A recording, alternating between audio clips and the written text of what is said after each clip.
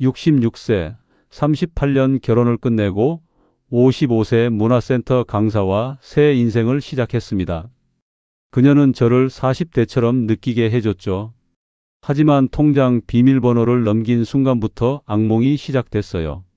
2달 만에 5천만 원이 사라지고 그녀가 짐을 싸며 한 말은 충격적이었습니다. 오빠, 난 가난한 남자랑 못 살아. 그리고 며칠 후 동네 슈퍼에서 전 아내를 마주쳤는데 오늘 제 이야기를 끝까지 들어주시면 이 모든 선택이 어떤 결말로 이어졌는지 알게 되실 거예요. 그리고 어느 지역에서 시청하고 계신지 댓글 한 번씩만 부탁드립니다. 여러분의 이야기도 듣고 싶습니다. 그럼 지금부터 제가 겪은 이 모든 이야기를 있는 그대로 말씀드리겠습니다. 본문에 앞서 구독과 좋아요는 저희에게 큰 힘이 됩니다. 안녕하세요. 저는 66세 이창묵입니다. 어느 평범한 아침이었어요. 아내 은주가 아침상을 차려놓고 앉아 있었죠. 된장찌개 한 그릇, 계란말이, 김치. 38년 동안 매일같이 보던 그 밥상이었어요. 그런데 그날따라 그 익숙한 풍경이 답답하게 느껴졌어요. 은주는 늘 하던 대로 제 앞에 숟가락을 놓으며 조용히 물었어요. 제가 뭐라고 대답했는지도 기억이 안 나요. 그저 짜증이 났던 것 같아요. 식사를 마치고 은주가 설거지를 하러 가는 모습을 보면서 저는 문득 이런 생각이 들었어요. 이게 내 인생의 전부인가? 66년을 살아왔는데 앞으로 남은 시간도 이렇게 똑같은 하루의 반복일까? 그 생각이 꼬리를 물고 이어지더니 갑자기 숨이 막히는 것 같았어요. 저는 그날 저녁 은주에게 차마 해선 안 될 말을 꺼냈습니다. 너랑 있으면 숨 막혀. 재미도 없고 이제 지겹다고 말했어요. 은주는 설거지하던 손을 멈추고 저를 돌아봤어요. 그 표정을 지금도 잊을 수가 없어요. 놀라거나 화를 내는 얼굴이 아니었어요. 그냥 텅 빈 듯한 아무것도 남지 않은 그런 표정이었죠. 은주는 한참을 그렇게 서 있다가 고개를 끄덕이고는 방으로 들어가 버렸어요. 그날 밤부터 우리 집엔 말이 사라졌어요. 은주는 여전히 밥을 해주고 빨래를 해주었지만 한마디도 하지 않았어요. 저도 입을 열지 못했어요. 사실 그때 이미 제 마음은 다른 곳을 향하고 있었거든요. 문화센터에서 만난 지혜라는 여자였어요. 55세의 그녀는 제가 그동안 잊고 살았던 설렘과 활기를 다시 느끼게 해줬어요. 일주일쯤 지났을 때 은주가 조용히 말했어요. 이혼하자고요. 저는 솔직히 마음 한편으론 안도했어요. 제가 먼저 꺼내기엔 비겁하다는 걸 알았거든요. 하지만 은주가 먼저 말해준 덕분에 저는 죄책감을 덜 수 있었죠. 지금 생각하면 그것도 비겁한 생각이었어요. 이혼 절차는 생각보다 빨리 진행됐어요. 38년을 함께 산 부부였지만 나눌 재산도 별로 없었고 자식도 일찍 독립해서 양육권 문제도 없었어요. 은주는 아파트 전세금 중 절반과 제 퇴직금 일부를 받았어요. 저는 남은 돈 5천만 원 정도를 들고 새 인생을 시작할 준비를 했죠. 그때만 해도 그 돈이면 충분하다고 생각했어요. 서류에 도장을 찍던 날 은주는 마지막으로 제게 물었어요. 정말 후회 안 하냐고요? 저는 자신 있게 대답했어요. 후회 안 한다고요? 이제 진짜 내 인생을 살아보고 싶다고 했죠. 은주는 아무 말 없이 고개만 끄덕였어요. 그리고 혼자 구청 밖으로 걸어 나갔어요. 저는 그 뒷모습을 보지 않았어요. 이미 제 머릿속은 지혜와의 새로운 시작으로 가득 차 있었거든요. 구청을 나오자마자 저는 지혜에게 전화를 걸었어요. 지혜는 기뻐하며 축하한다고 했어요. 이제 우리 같이 살 수 있다고 오빠 정말 잘 결심했다고 말해줬죠. 그 목소리를 듣는 순간 제가 옳은 선택을 했다는 확신이 들었어요. 66세에 시작하는 새 인생. 생각만 해도 가슴이 뛰었어요. 그날 저녁 저는 은주와 38년을 살았던 아파트에서 짐을 쌌어요. 옷가지 몇 벌과 책 몇 권 그리고 통장이 전부였어요. 38년의 흔적이 고작 캐리어 하나에 들어가더라고요. 이상하게도 그게 뭔가 가볍고 자유로운 느낌이었어요. 무거운 짐을 다 내려놓고 가는 기분이랄까요? 은주는 제가 짐을 싸는 동안 주방에서 설거지를 하고 있었어요. 38년 동안 늘 그랬듯이요. 저는 현관문을 열고 나가면서 한 번도 뒤를 돌아보지 않았어요. 만약 그때 돌아봤다면 은주가 설거지하면서 울고 있다는 걸 알았을까요? 아니면 알았더라도 그냥 나왔을까요? 지금도 잘 모르겠어요. 지혜의 집으로 가는 택시 안에서 저는 창밖을 보며 생각했어요. 이제 새로운 시작이구나. 66세지만 아직 늦지 않았어. 지혜와 함께라면 남은 인생을 행복하게 살 수 있을 거야. 그렇게 믿었어요. 아니, 믿고 싶었던 것 같아요. 택시가 지혜의 집 앞에 도착했을 때 그녀가 현관 앞에서 기다리고 있었어요. 밝은 미소를 지으며 제 짐을 받아 주더라고요. 저는 그 순간 정말 행복했어요. 38년 동안 은주에게서 느껴보지 못한 설렘이었죠. 지혜는 젊고 활기찼고 저를 66세 노인이 아닌 한 명의 남자로 대해줬어요. 그런데 현관문을 들어서는 순간 거실에 낯선 젊은 남자 둘이 앉아 있는 게 보였어요. 지혜가 웃으며 소개했어요. 제 조카들이라고요. 잠깐 들렀다가 갈 거라고 했죠. 저는 그때 이상한 느낌이 들었어요. 왜 내가 이사 오는 날 조카들이 여기 있지? 하지만 그 의문은 금방 사라졌어요. 지혜가 제 손을 잡으며 방으로 안내했거든요. 첫날 밤 저는 지혜의 집 침대에 누워 천장을 바라봤어요. 38년 만에 다른 여자와 한 공간에 있다는 게 낯설었어요. 하지만 동시에 짜릿했죠. 제가 아직 살아있다는 느낌. 아직 남자라는 느낌. 66세에 다시 찾은 그 감정이 좋았어요. 그날 밤 늦게 지혜의 조카들이 나가는 소리가 들렸어요. 현관문이 닫히고 나서 지혜가 방으로 들어왔어요. 제 옆에 누우며 속삭이듯 말했죠. 오빠 덕분에 행복하다고요. 저는 그 말을 들으며 잠들었어요. 그때만 해도 몰랐어요. 이게 끝의 시작이라는 걸요. 다음 날 아침, 지혜가 해준 아침은 토스트와 커피였어요. 은주가 해주던 된장찌개와 계란말이가 아니었죠. 저는 신선하다고 생각했어요. 이게 바로 새로운 삶이구나 싶었죠. 하지만 돌이켜보면 그때부터 이미 뭔가 어긋나기 시작했던 것 같아요. 이혼한 지 사흘째 되던 날, 지혜의 조카 중 한 명이 또 찾아왔어요. 급한 일이 있다며 지혜와 한참을 이야기하더니 나갔어요. 저는 무슨 일이냐고 물었고 지혜는 별일 아니라며 웃어 넘겼죠.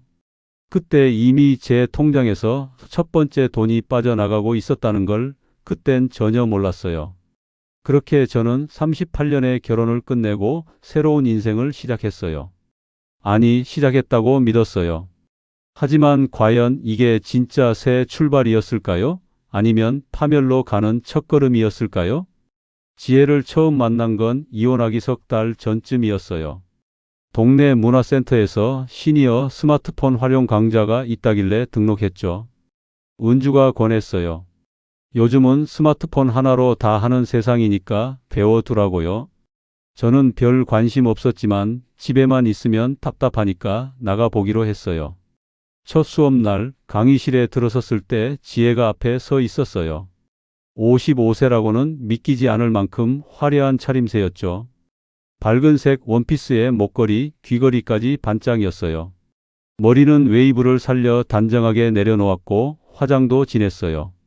수강생들 대부분이 60대 후반에서 70대였는데 지혜는 마치 다른 세계에서 온 사람 같았어요. 지혜의 말투는 젊었어요. 오빠, 이거 진짜 쉬워요. 한 번만 해보세요. 그렇게 수강생들을 오빠라고 부르며 친근하게 다가왔죠. 처음엔 어색했어요. 제 딸뻘 되는 나이도 아니고 그렇다고 또래도 아닌 어중간한 나이의 여자가 오빠라고 부르니까요. 그런데 몇 번 듣다 보니 기분이 나쁘지 않더라고요. 수업이 끝나고 지혜가 제게 다가왔어요. 오빠는 다른 분들보다 이해가 빠르시네요. 다음 시간엔 더 재밌는 거 알려드릴게요. 그러면서 환하게 웃었죠. 저는 그 미소를 보며 가슴이 두근거렸어요. 66세 남자가 무슨 두근거림이냐 싶겠지만 정말 그랬어요. 은주에게선 몇십 년째 느껴보지 못한 감정이었어요. 그 다음 주부터 저는 수업이 기다려졌어요. 평소엔 집에서 TV나 보며 시간을 때우던 제가 수업 있는 날이면 아침 일찍 일어나 면도를 하고 깔끔한 옷을 골라 입었죠. 은주가 이상하다는 듯 쳐다봤지만 저는 그냥 운동 삼아 나가는 거라고 둘러댔어요. 지혜는 수업 중간중간 자기 이야기를 많이 했어요. 이혼한 지 5년 됐다고요? 전 남편이 사업 실패하고 술만 마셔서 견딜 수가 없었대요. 혼자 살면서 문화센터 강사 일도 하고 가끔 지인들 만나서 여행도 다니며 자유롭게 산다고 했죠. 그 말을 들으면서 저는 부러웠어요. 저도 그렇게 살고 싶다는 생각이 들었어요. 어느 날 수업이 끝나고 지혜가 물었어요. 오빠, 커피 한잔 할래요? 근처에 좋은 카페 알거든요. 저는 망설임 없이 따라 나섰어요. 카페에 앉아 이야기를 나누는데 지혜가 제 손을 슬쩍 만지며 말했죠. 오빠는 나이에 비해 정말 젊어 보여요. 66세 같지 않아요. 그 말에 저는 얼굴이 화끈거렸어요. 카페에서 나오면서 지혜가 다음 주에 또 보자고 했어요.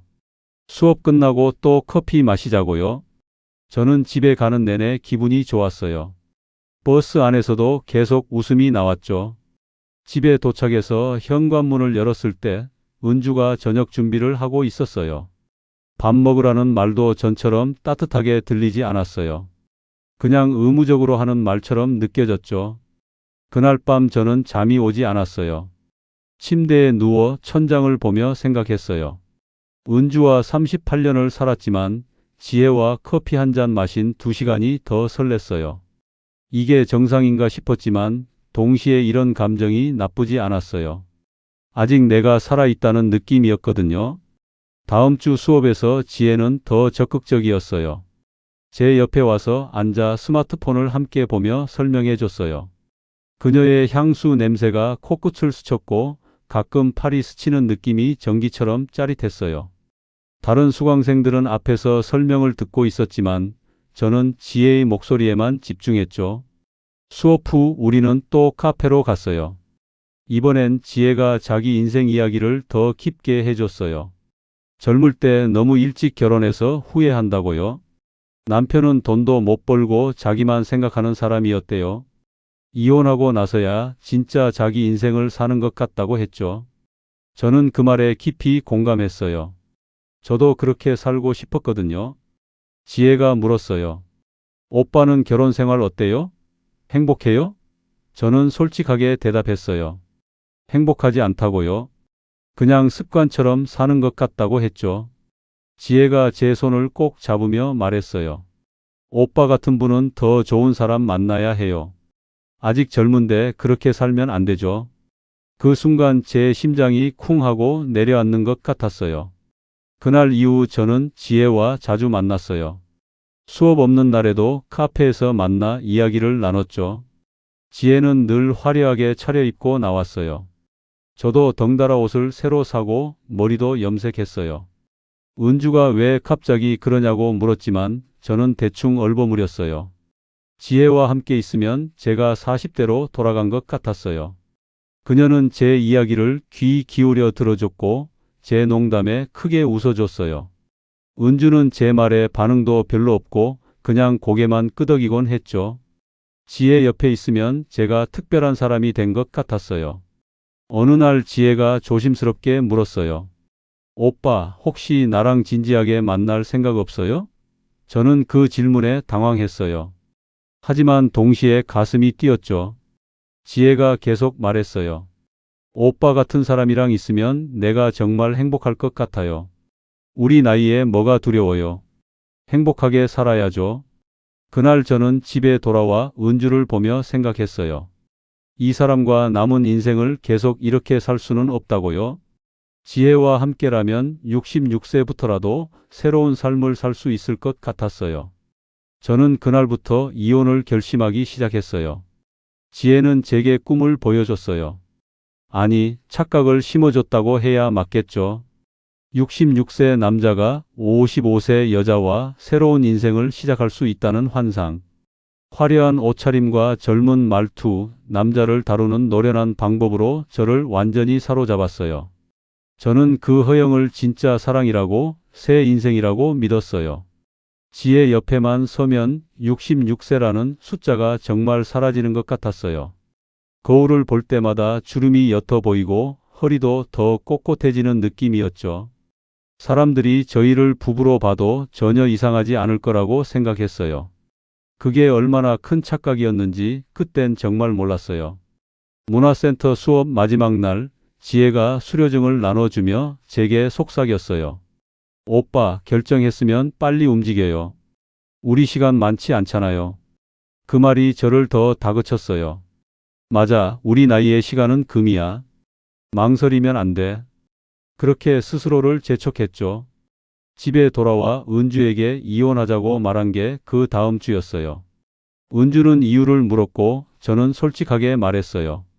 다른 사람을 만났다고요? 은주의 얼굴이 창백해졌지만 저는 그때 아무 감정도 느끼지 못했어요. 제 머릿속엔 오직 지혜와의 미래만 가득했거든요. 지금 돌이켜보면 지혜는 처음부터 계획이 있었던 것 같아요. 문화센터 강사로 일하면서 외로운 노인들을 타깃으로 삼았던 거죠. 화려한 외모와 친근한 말투로 접근해서 이혼까지 유도하고 결국 돈을 빼내는 것. 하지만 그땐 그런 생각조차 할 수 없었어요. 저는 완전히 그녀에게 빠져 있었으니까요.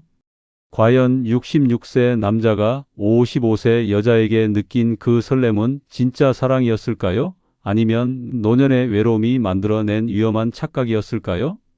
구청에서 이혼 서류에 도장을 찍고 나왔을 때 시계를 보니 오후 2시 반이었어요. 38년의 결혼이 단 30분 만에 끝나버렸죠. 은주는 서류 한 부를 받아들고 먼저 나갔어요. 저는 잠시 구청 로비 의자에 앉아 숨을 골랐어요.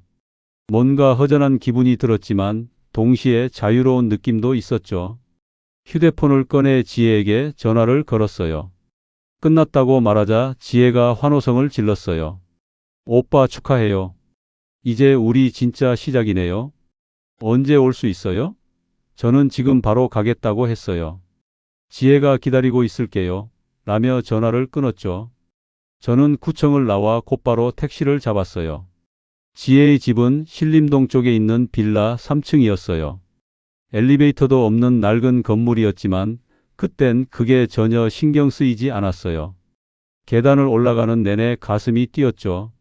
새 인생이 시작되는 곳이라고 생각하니 낡은 건물도 멋져 보였어요. 초인종을 누르자 지혜가 현관문을 활짝 열었어요. 평소보다 더 화려하게 차려입고 있었죠. 빨간색 원피스에 목걸이까지 했어요.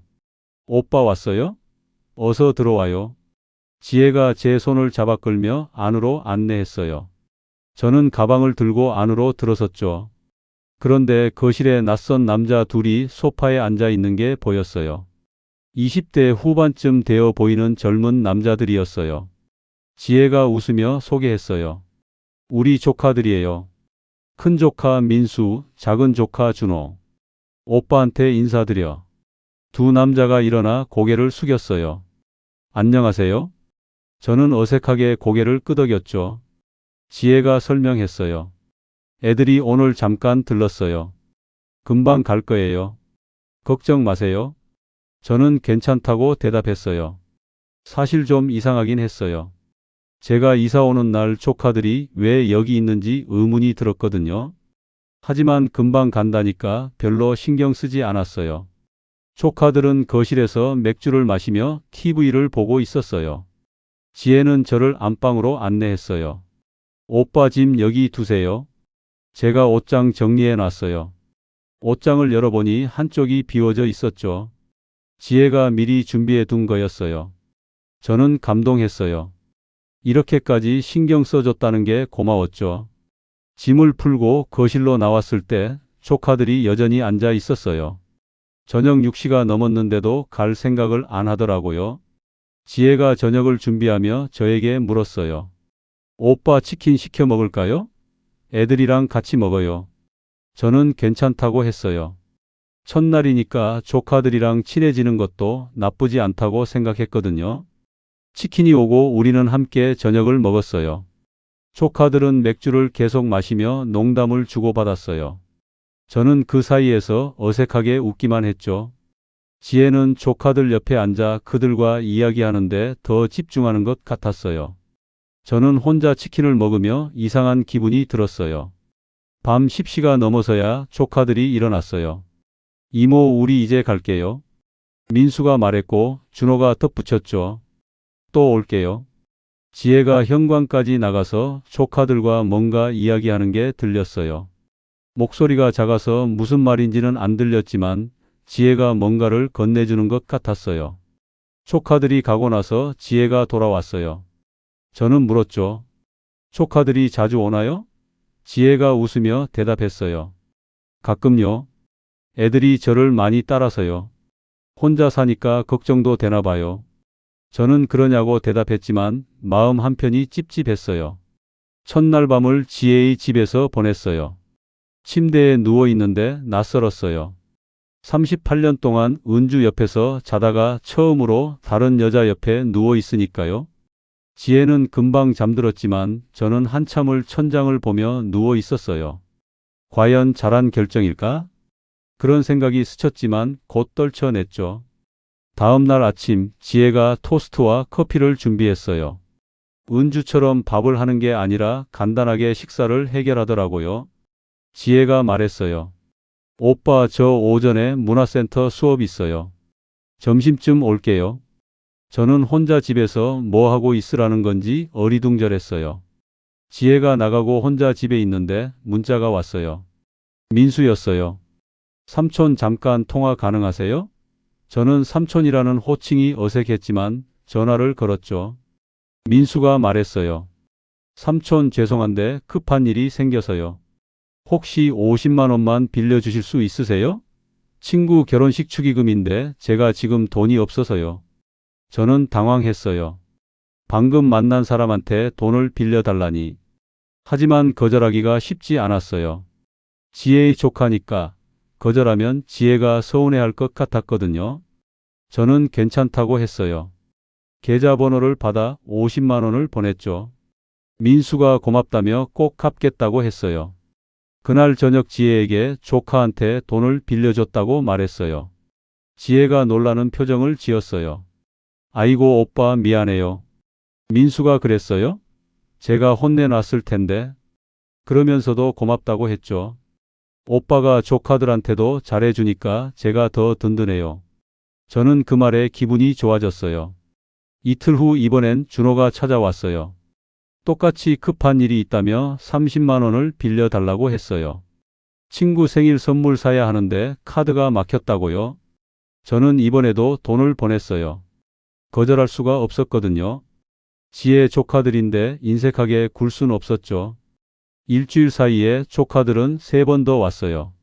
매번 급한 일이 있다며 돈을 빌려갔죠.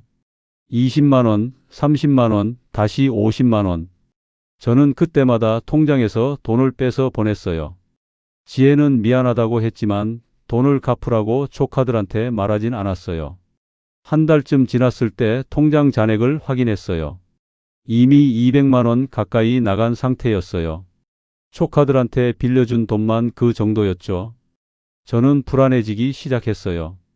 이러다 돈이 다 떨어지는 거 아닌가? 하지만 지혜에게 말하기가 두려웠어요. 괜히 인색한 사람으로 보일까 봐요. 어느 날 저녁 지혜가 조심스럽게 물었어요. 오빠, 통장 비밀번호 알려줄 수 있어요? 제가 생활비 관리 좀 해줄게요. 노후 자금 제대로 관리해야 하잖아요. 저는 그 말이 그럴듯하게 들렸어요. 지혜가 관리해주면 오히려 안전하겠다 싶었죠. 그렇게 저는 통장 비밀번호를 알려줬어요. 카드도 지혜에게 맡겼죠. 지혜가 환하게 웃으며 말했어요. 오빠, 걱정 마세요. 제가 알뜰하게 잘 관리할게요. 저는 그 말을 믿었어요. 아니, 믿고 싶었어요. 설마 지혜가 저를 속일 리 없다고 생각했거든요. 통장과 카드를 맡긴 그날 밤 저는 침대에 누워 생각했어요. 이제 정말 한 가족이 된 것 같다고요. 서로 믿고 의지하는 관계. 지혜와 조카들까지 모두 제 가족이 된 기분이었죠. 얼마나 순진한 생각이었는지 그땐 정말 몰랐어요. 38년 결혼의 도장을 찍고 나온 그날부터 시작된 동거는 과연 새로운 시작이었을까요? 아니면 파국으로 가는 카운트다운의 시작이었을까요? 통장 비밀번호를 알려준 다음 날부터 지혜의 태도가 조금씩 달라졌어요. 아침에 일어나면 지혜는 벌써 나갈 준비를 하고 있었고 저녁엔 늦게 들어왔어요. 오빠, 저 오늘 친구 만나요. 오빠, 저녁 알아서 드세요. 그런 말이 점점 잦아졌죠. 저는 혼자 편의점 도시락으로 끼니를 때우는 날이 많아졌어요. 일주일쯤 지났을 때 문자 알림이 왔어요. 통장에서 100만 원이 출금됐다는 내용이었죠. 저는 깜짝 놀라 지혜에게 전화를 걸었어요. 지혜가 태연하게 대답했어요. 아, 그거요? 생활비 정리하느라 제 통장으로 옮긴 거예요. 오빠, 돈 제대로 관리해 줄게요. 걱정 마세요. 저는 그러냐며 전화를 끊었지만 마음이 불편했어요. 며칠 후 또 문자가 왔어요. 이번엔 80만 원이 나갔더라고요. 저는 지혜를 기다렸다가 물어봤어요. 지혜가 말했죠. 오빠, 제가 적금 하나 들었어요. 노후 대비해야죠. 매달 조금씩 넣으면 나중에 목돈 되잖아요. 그 말이 일리 있게 들렸어요. 저는 그래, 잘했다고 대답했죠. 그런데 조카들의 방문은 계속됐어요. 이제는 민수와 준호가 번갈아 가며 거의 매주 왔어요. 삼촌, 잠깐만 도와주세요. 이번엔 정말 급해요. 그러면서 50만 원, 70만 원씩 요구했죠. 저는 통장을 지혜가 관리하니까 이제 못 빌려준다고 했어요. 그러자 조카들이 지혜한테 말하더라고요. 지혜는 늘 조카들 편을 들었어요. 오빠, 애들 사정이 있나 봐요. 조금만 도와줘요. 나중에 다 갚을 거예요. 저는 거절할 수가 없었어요. 지혜가 부탁하는데 어떻게 안 된다고 하겠어요. 그렇게 또 돈이 나갔죠. 하지만 이번엔 제가 직접 준 게 아니라 지혜가 제 통장에서 빼서 조카들한테 줬어요. 한 달 반쯤 지났을 때 저는 용기를 내서 통장 잔액을 확인해 보고 싶다고 했어요. 지혜가 잠시 망설이더니 통장을 가져왔어요. 잔액을 보는 순간 눈앞이 캄캄해졌어요. 5천만 원 있던 돈이 3,200만 원으로 줄어 있었거든요. 한 달 반 만에 1,800만 원이 사라진 거예요. 저는 목소리를 높였어요. 이게 대체 어떻게 된 거냐고요? 지혜가 침착하게 설명했어요. 오빠, 생활비도 나가고 적금도 들었고 조카들 급한 거 도와주고 그랬잖아요. 다 필요한데 쓴 거예요. 제가 막 쓴 거 아니에요. 그러면서 통장 내역을 보여줬죠. 내역을 보니 정말 이것저것 나간 게 많았어요. 적금 80만 원, 생활비 명목 100만 원, 조카들한테 빌려준 돈 300만 원, 지혜 옷 구입 50만 원, 외식비 70만 원. 나머지는 그냥 현금 인출이라고만 적혀 있었어요. 어디에 쓴 건지 알 수가 없었죠. 저는 화가 났어요. 이러려고 통장을 맡긴 게 아니라고 했죠. 지혜가 표정이 굳어지며 말했어요. 오빠가 저 믿으라고 해서 관리해 준 건데 이제 와서 왜 이래요? 저도 서운해요. 그러면서 눈물까지 글썽이더라고요. 저는 당황해서 말을 잇지 못했어요. 지혜가 계속 말했어요. 오빠, 우리 같이 사는 거잖아요. 내 돈이 어딨어요. 다 우리 돈이죠. 제가 아껴 쓰려고 노력하는데 오빠가 이렇게 따지면 저는 어떡해요. 그 말을 듣고 저는 미안해졌어요. 그래, 맞아. 우리가 한 가족인데 내가 너무 인색하게 구는 건가? 그렇게 생각했죠. 다음 날부터 저는 돈 이야기를 꺼내지 않았어요. 지혜 기분 상하게 하고 싶지 않았거든요. 대신 통장 문자 알림을 확인하기 시작했어요. 그런데 놀라운 건 거의 매일 돈이 빠져나가고 있었다는 거예요. 30만 원, 50만 원, 심지어 100만 원씩도 나갔어요. 어느 날 민수가 또 찾아왔어요. 이번엔 200만 원이 필요하다고 했어요. 친구랑 사업 시작하는데 투자금이 필요하대요. 꼭 성공할 거니까 삼촌도 같이 투자하시라고 했죠. 저는 안 된다고 했어요. 이미 빌려준 돈도 많은데 더는 못 빌려준다고요. 민수가 얼굴색이 변하며 말했어요. 삼촌, 우리가 그동안 얼마나 삼촌 잘 모셨는데요. 이것도 못 도와주세요? 제가 성공하면 다 갚을 건데. 그때 지혜가 끼어들었어요. 오빠 그냥 한 번만 더 도와줘요. 민수 진짜 열심히 한대요. 저는 결국 또 졌어요. 200만 원을 보냈죠. 그날 밤 저는 혼자 계산기를 두드렸어요. 지금까지 조카들한테 빌려준 돈만 800만 원이 넘었어요. 지혜가 관리한다며 옮긴 돈까지 합치면 이미 2천만 원 가까이 쓴 거였죠. 남은 돈은 3천만 원 정도. 이 속도면 몇 달 안에 바닥날 거라는 생각이 들었어요. 저는 지혜에게 조심스럽게 말했어요. 이제 돈을 좀 아껴 써야 할 것 같다고요. 조카들한테도 더는 빌려주지 말자고 했죠. 지혜가 짜증 섞인 목소리로 대답했어요. 오빠 너무 인색한 거 아니에요? 애들이 얼마나 오빠 따르는데? 그냥 좀 도와주면 안 돼요? 그 말에 저는 할 말을 잃었어요. 인색한 건가? 내가 잘못 생각하는 건가? 자꾸 혼란스러웠어요. 지혜는 제 옆에 앉으며 다정하게 속삭였죠. 오빠 너무 걱정 마세요. 제가 잘 관리할게요. 우리 노후 준비 제대로 할 거예요. 믿어요. 저는 또 고개를 끄덕였어요. 며칠 후 준호가 새벽에 전화를 걸어왔어요. 삼촌 정말 급해요. 지금 당장 100만 원 필요해요. 친구가 사고 쳤는데 제가 도와줘야 해요. 저는 거절했어요. 준호가 소리를 질렀죠. 삼촌 이러시면 안 되는데. 이모한테 다 말할 거예요. 삼촌이 저희한테 얼마나 못되게 구는지. 협박처럼 들렸어요. 저는 결국 또 돈을 보냈어요. 준호한테 협박당하면서까지 거절할 자신이 없었거든요. 지혜한테 미움받을까봐 두려웠어요. 그렇게 제 통장은 점점 바닥을 향해 가고 있었죠. 저는 매일 밤 잠을 설쳤어요. 이러다 정말 다 잃는 거 아닌가? 불안감이 커져갔어요. 한 달 뒤 통장 잔액을 확인했을 때 제 눈을 의심했어요. 17만 원. 5천만 원이 단 2달 반 만에 17만 원으로 줄어 있었어요. 손이 떨렸어요. 머리가 하얘지면서 아무 생각도 나지 않았죠. 이게 현실인가 싶었어요. 저는 지혜를 불렀어요. 지혜는 태연하게 다가왔죠. 왜요, 오빠? 저는 통장을 내밀며 물었어요. 이게 대체 어떻게 된 거냐고요? 지혜가 잠시 통장을 보더니 말했어요. 오빠 제가 관리하느라 여기저기 옮겨뒀어요. 걱정 마세요. 다 있어요. 하지만 그 말이 전혀 믿기지 않았어요. 저는 증거를 보여달라고 했어요. 어디에 얼마가 있는지 확인하고 싶다고요? 지혜가 얼굴을 찌푸리며 말했어요. 오빠 저를 못 믿어요? 지금 제가 거짓말한다고 생각하는 거예요? 목소리가 날카로워졌죠. 저는 그게 아니라고 변명했지만 지혜는 돌아서서 방으로 들어가 버렸어요. 그날 밤 저는 침대에 누워 천장을 봤어요. 통장에 남은 17만 원. 그게 제가 38년 결혼을 끝내고 얻은 전부였어요. 5천만 원은 어디로 간 걸까요? 정말 지혜가 관리하고 있는 걸까요? 아니면 이미 다 써버린 걸까요? 통장 비밀번호를 맡기고 2달 반. 제가 저지른 어리석음의 대가가 얼마나 큰 것인지 그때서야 조금씩 깨닫기 시작했어요.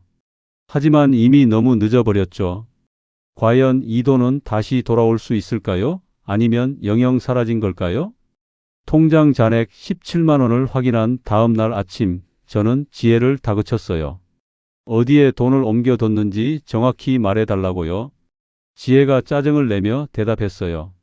오빠 왜 이래요? 제가 거짓말한다고 생각해요? 저도 서운해요. 그러면서 방으로 들어가 버렸죠. 저는 거실에 멍하니 앉아 있었어요. 점심때쯤 지혜가 방에서 나왔어요. 화장을 진하게 하고 옷을 갈아입고 있었죠.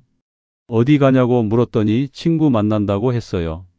저는 오늘은 집에서 이야기 좀 하자고 했지만 지혜는 이미 약속 잡혀 있다며 현관문을 나갔어요.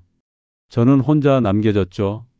지혜가 나간 후 저는 집안을 둘러봤어요. 거실 한쪽에 쇼핑백들이 쌓여 있었어요.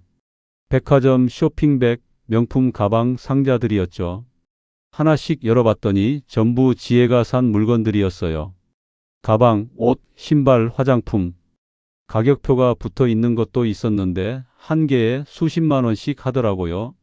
옷장을 열어봤어요. 지혜 옷이 가득 걸려 있었죠. 새 옷들이 대부분이었어요. 가격표가 달린 옷도 여러 벌 있었고요. 저는 그제야 깨달았어요. 제 돈이 다 여기에 쓰인 거구나. 노후 준비, 적금, 그런 건 다 거짓말이었구나. 서랍장도 열어봤어요. 그 안에 통장 몇 개가 있었죠. 제 이름으로 된 통장이었어요. 열어보니 전부 잔액이 0원이었어요. 지혜가 제 명의로 통장을 여러 개 만들어서 돈을 옮겨 다니며 쓴 거였어요. 손이 떨렸어요. 이럴 수가 있나 싶었죠.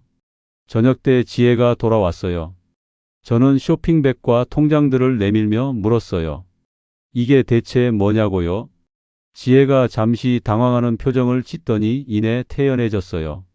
오빠, 그거 제가 필요해서 산 거예요. 뭐가 문제예요? 저는 소리를 질렀어요. 내 돈으로 이렇게 쓸 거면 왜 노후 준비한다고 거짓말을 했냐고요? 지혜의 얼굴이 싸늘하게 변했어요. 오빠, 지금 제가 오빠 돈 훔쳐 썼다는 거예요? 우리 같이 사는 사이잖아요. 당연히 생활비 쓰는 거지 뭐가 문제예요? 저는 할 말을 잃었어요. 생활비라고 하기엔 너무 많은 돈이 나갔거든요.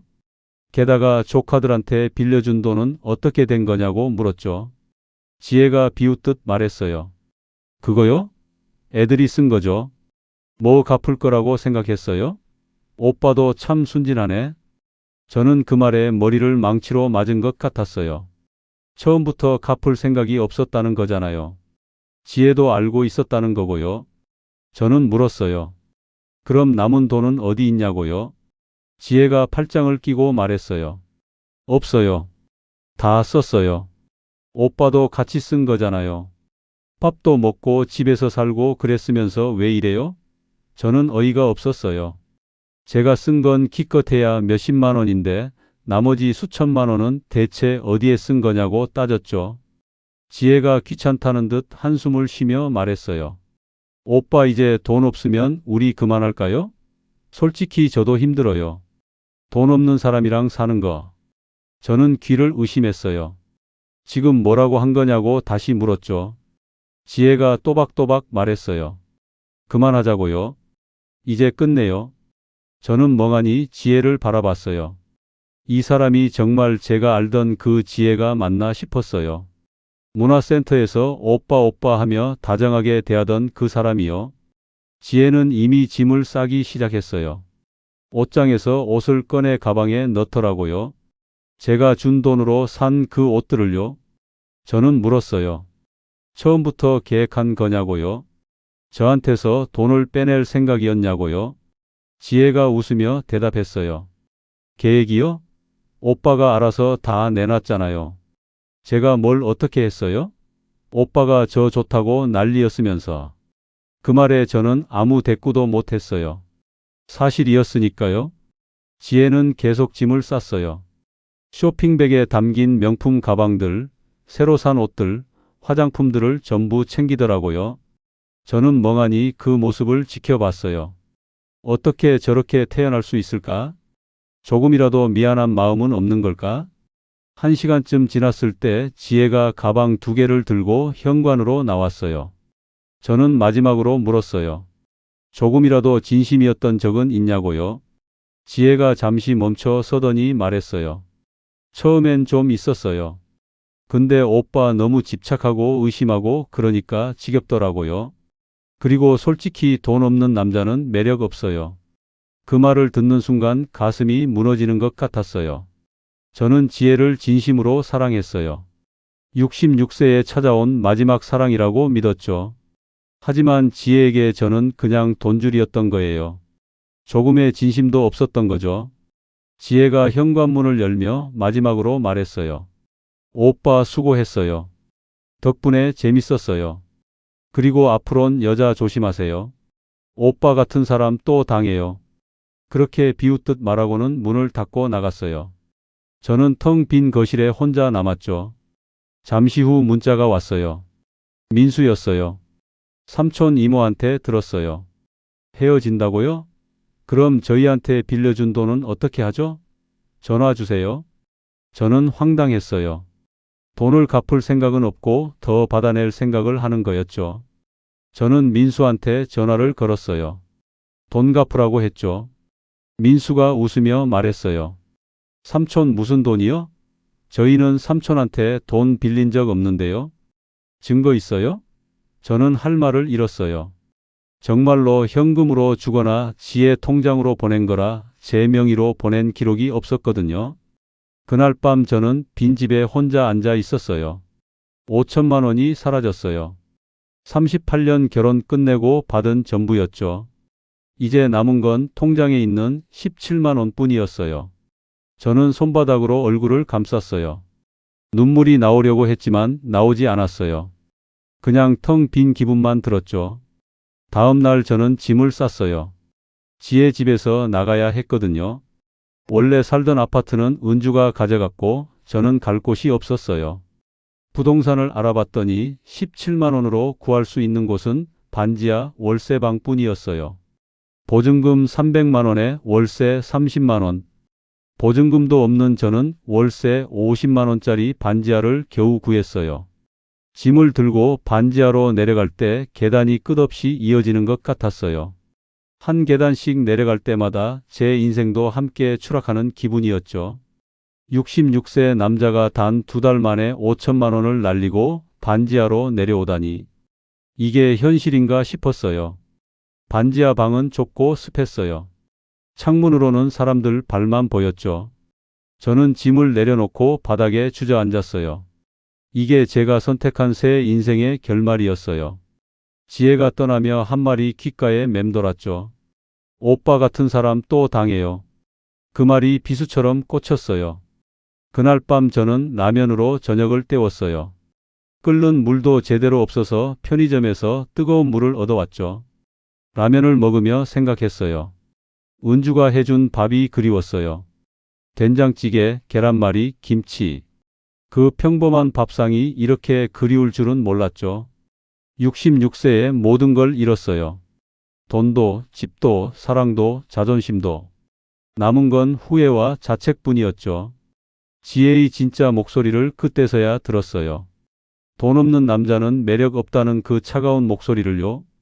과연 저는 다시 일어설 수 있을까요? 아니면 이대로 무너져 버릴까요? 반지하에서 한 달을 살았어요. 매일 벽에서 스며드는 곰팡이 냄새를 맡으며 지냈죠. 월세 50만 원을 내고 나면 생활비가 거의 남지 않았어요. 하루 2끼를 편의점 도시락으로 때우고 가끔은 한 끼만 먹었어요. 66세 남자가 구직 활동을 해봤지만 받아주는 곳이 없었죠. 어느 날 저녁 배가 고파서 동네 슈퍼에 갔어요. 컵라면이라도 사려고요. 계산대에 서서 지갑을 뒤지는데 뒤에서 익숙한 목소리가 들렸어요. 사장님, 여기 계란 한 판이랑 우유 2개 주세요. 고개를 돌리는 순간 심장이 멎는 줄 알았어요. 은주였어요. 은주는 깔끔한 앞치마를 두르고 있었어요. 머리는 단정하게 묶었고 화장기 없는 얼굴은 전보다 밝아 보였죠. 저는 얼어붙은 채 서 있었어요. 은주도 저를 봤어요. 잠시 놀란 표정을 짓더니 이내 무표정으로 돌아갔죠. 아무 말 없이 물건값을 계산하고 나가려고 했어요. 저는 용기를 내서 불렀어요. 은주야. 은주가 멈춰 섰어요. 돌아보지도 않고 그냥 서 있더라고요. 저는 말을 이었어요. 잘 지내냐고요? 은주가 짧게 대답했어요. 네, 잘 지내요. 그리고 다시 걸어 나갔죠. 저는 그 뒷모습을 멍하니 바라봤어요. 슈퍼 주인이 제게 말했어요. 손님 아직 계산 안 하셨어요. 저는 정신을 차리고 컵라면 값을 냈어요. 주인한테 물었죠. 저 여자분 아세요? 주인이 웃으며 대답했어요. 당연히 알죠. 저 앞에 국밥집 하시는 분이에요. 장사 엄청 잘 돼요.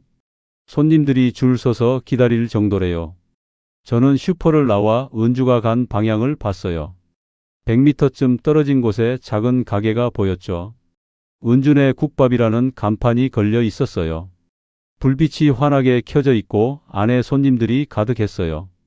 저는 그 앞에 서서 한참을 들여다봤어요. 은주가 앞치마를 두른 채 바쁘게 움직이고 있었어요. 국밥을 내오고 손님들과 이야기하고 활기차게 웃고 있었죠. 38년 동안 제 곁에서 늘 조용하고 무표정했던 그 사람이 이렇게 밝게 웃을 수 있다는 게 놀라웠어요. 카운터 옆에 한 남자가 서 있는 게 보였어요. 50대 후반쯤 되어 보이는 남자였죠. 은주한테 뭐라고 말하자 은주가 웃으며 고개를 끄덕였어요. 남자가 앞치마를 두르고 설거지를 시작하더라고요.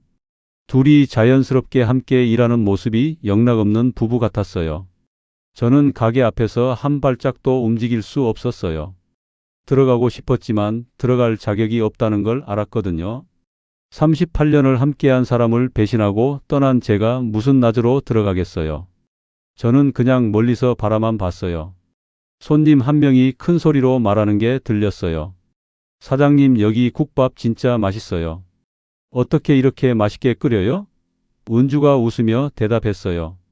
정성이 비결이에요. 국물 우리는 데만 8시간 걸려요. 그 목소리는 제가 38년 동안 들어본 적 없는 톤이었어요. 자신감 있고 당당했죠. 저는 발걸음을 돌렸어요. 더 이상 거기 서 있을 수가 없었어요. 반지하 방으로 돌아오는 길에 눈물이 났어요. 은주는 저 없이도 잘 살고 있었어요. 아니, 저 없이 더 행복해 보였어요. 저를 떠나보내고 진짜 자기 인생을 찾은 것 같았죠. 방에 들어와 컵라면에 물을 부으며 생각했어요. 은주가 해준 밥은 늘 따뜻했어요. 된장찌개는 시원했고 계란말이는 부드러웠죠. 밥 한 톨 한 톨에 정성이 담겨 있었어요. 그런데 저는 그걸 당연하게 여겼죠. 숨 막힌다고 지겹다고 했어요. 컵라면을 먹으며 거울을 봤어요. 한 달 만에 살이 빠진 얼굴이 초라해 보였어요. 머리는 하얗게 새고 주름은 더 깊어졌죠. 지혜와 함께 있을 때 40대로 돌아간 것 같다던 그 착각은 완전히 사라졌어요. 거울 속엔 늙고 지친 66세 노인만 있었어요. 며칠 후 다시 그 국밥집 앞을 지나가게 됐어요. 이번엔 저녁 시간이어서 더 많은 손님들로 붐볐죠. 저는 용기를 내서 안으로 들어갔어요. 구석자리에 조용히 앉았고요. 은주는 제가 들어온 걸 봤지만 아무 반응도 하지 않았어요.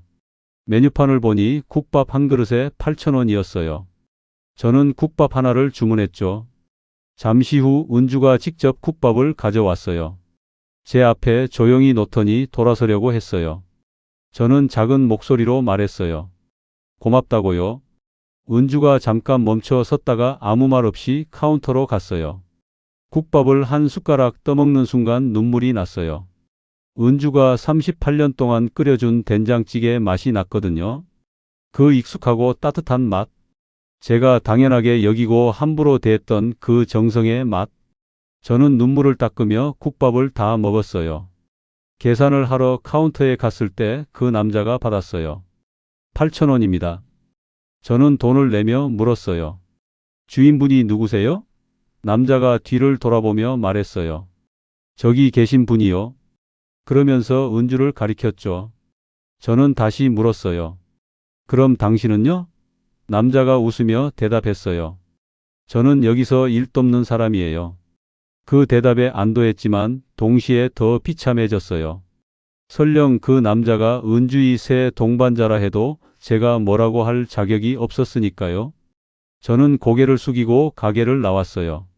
뒤에서 은주의 밝은 웃음소리가 들렸죠. 반지하로 돌아오는 길에 생각했어요. 은주는 저를 떠나보내고 자기 가게를 차렸어요.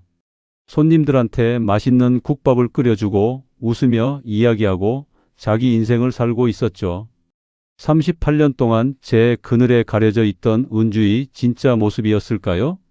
저는 반대로 모든 걸 잃었어요. 돈도, 집도, 자존심도. 지혜한테 속아 5천만 원을 날리고 반지하에서 컵라면으로 연명하고 있죠. 66세에 시작한다던 새 인생은 이렇게 바닥으로 떨어졌어요. 은주가 해준 밥 한 끼가 이렇게 그리울 줄 몰랐어요. 이제 와서 후회해도 소용없다는 걸 알아요. 되돌릴 수도 없고 용서를 구할 자격도 없죠. 저는 그저 멀리서 은주가 행복하게 사는 모습을 지켜보는 것만으로도 만족해야 해요. 그게 제가 저지른 일에 대한 대가니까요. 여러분께 묻고 싶어요. 38년을 헌신한 아내에게 등을 돌린 남자는 도대체 어떤 마음에서 그런 선택을 할까요? 저는 새로운 설렘이 진짜 사랑이라고 착각했어요. 66세에도 젊어질 수 있다는 허영에 빠졌죠. 그리고 그 대가로 모든 걸 잃었어요. 이런 남자들이 끝내 맞이하는 결말은 피할 수 있었을까요? 저는 지금도 생각해요. 만약 그날 아침 은주한테 그 말을 하지 않았더라면 어땠을까요? 만약 지혜의 유혹에 넘어가지 않았더라면요. 하지만 이미 늦었어요.